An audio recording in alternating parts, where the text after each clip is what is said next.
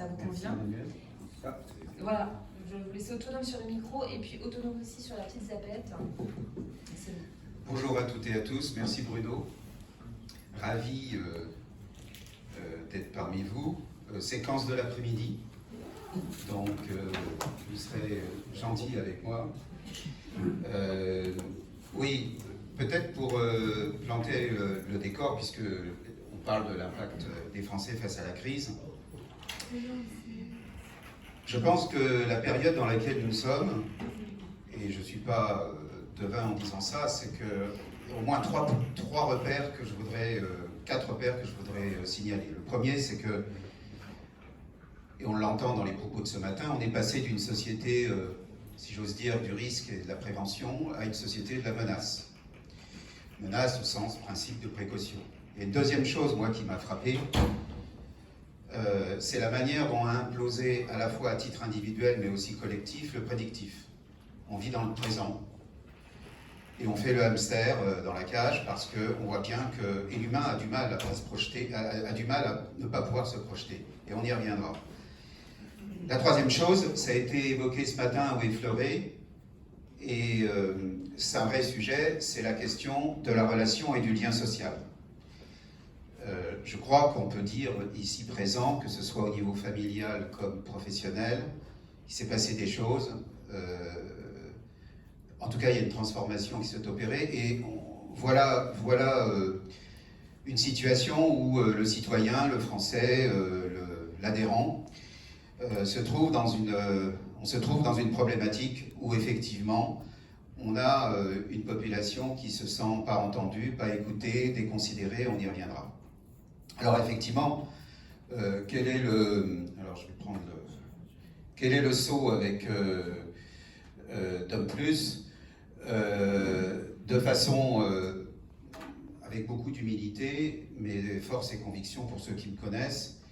Je vais essayer de partager avec vous une réalité qui est notre quotidien.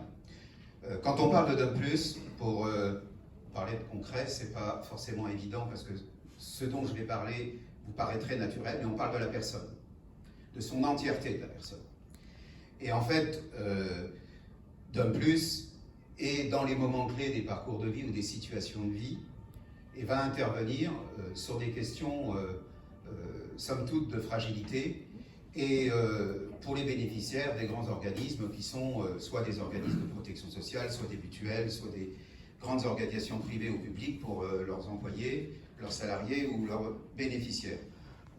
15 millions de personnes, quelques chiffres, c'est à peu près 3 millions de personnes qui ont été accompagnées dans ces 10 dernières années. C'est, j'aime bien que les gens aiment les chiffres, mais c'est 1500 situations par jour. Donc ce dont je vous parle, ce n'est pas les chiffres.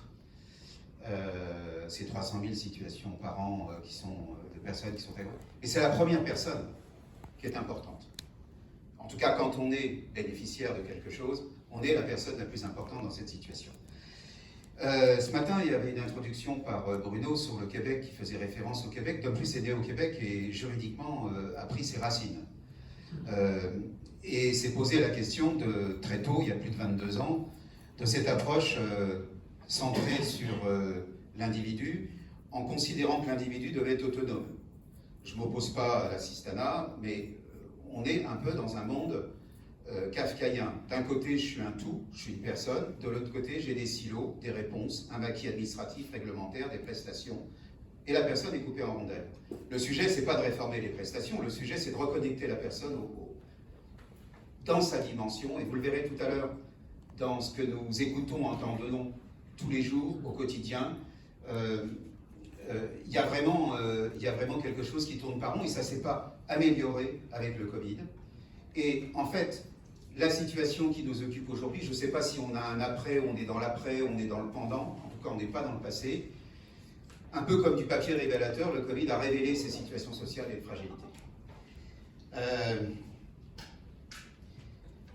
Le cœur de mon propos tout à l'heure, ça sera évidemment de témoigner de ce que nous entendons avec les près de 200 collaborateurs que nous avons dans la maison, qui sont à l'écoute des publics au quotidien, qui entendons des choses et qui devons trouver des réponses. Trouver des réponses dans le contexte qui est le nôtre n'est pas évident quand vous savez que effectivement, et on y reviendra, la question de la fragilisation de la société, elle se pose avec deux équations. La première, c'est que les gens qui étaient fragiles, ils le sont encore plus.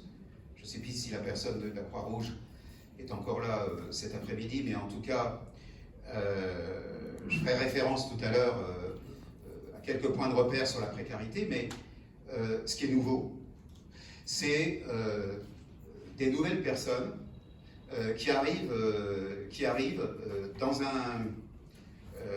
dans un capharnaüm d'organisation de services, mais surtout c'est des gens qui sont dans l'emploi, c'est des gens qui sont dans l'activité, et la question de emploi hors emploi, je mets de côté les retraités, et là je parle vraiment des personnes qui sont en activité, on voit arriver ces nouveaux publics, et en fait nous ça nous a pris en pleine face, comme on dit au Québec, et je considère en fait que le cœur de mon propos c'est de vous dire qu'on est dans une économie, et je pense que c'est au moins le bénéfice de cette période, c'est de nous apprendre que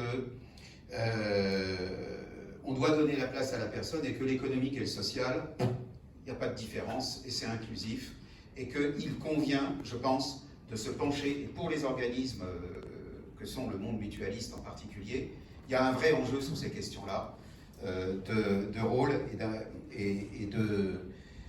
et d'accès d'utilité au plus grand nombre, ce qui me semble bien être le sens des valeurs de la mutualité.